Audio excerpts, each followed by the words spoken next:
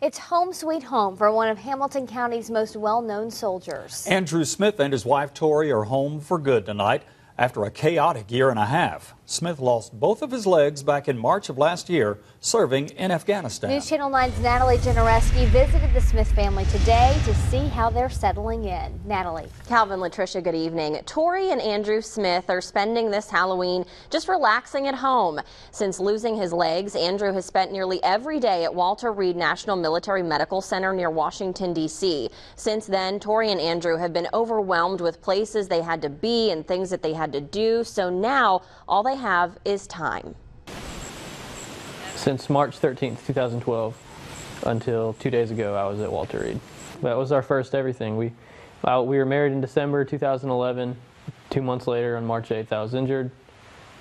And then the hospital has been our first home. Since then, Andrew and Tori have never been able to enjoy their new home, except for a few weekend visits here and there. The house was built in July, and then we've been able to come here a few weekends since then. But to be here and know that we won't have to go back to D.C., that we'll be able to start living here, start setting our stuff up, making it our home, it feels really good. This is like the complete opposite of Washington, D.C. and the city life, so you're just like, we're giddy. Like, we love it. What Tori didn't love was her wake-up call early this morning until she remembered where she was. Normally you'd be annoyed if someone wakes you up with blowing leaves, but to know that it's Andrew outside, that's really cool, and to know that he's out there by himself and just doing yard work, we're just thrilled.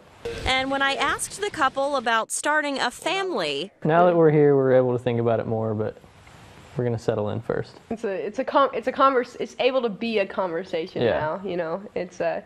He's been my baby for the past year, so. Now, that home you saw was built in 7 days by the Steps to Hope program last July. The Smiths could have been home a week ago, but get this, because of the government shutdown, their paperwork was delayed. Now, since Andrew is still an active service member, he'll have to visit Huntsville about twice a year for accountability purposes. Calvin. Thanks, Natalie. Andrew and Tori have since taken it upon themselves to help other injured service members. The couple started a gift card campaign called Honoring the Sacrifice. Anyone who wants to donate a gift card can stop by any area Walgreens. A drop box will be set up at the front counter until Veterans Day, November 11th.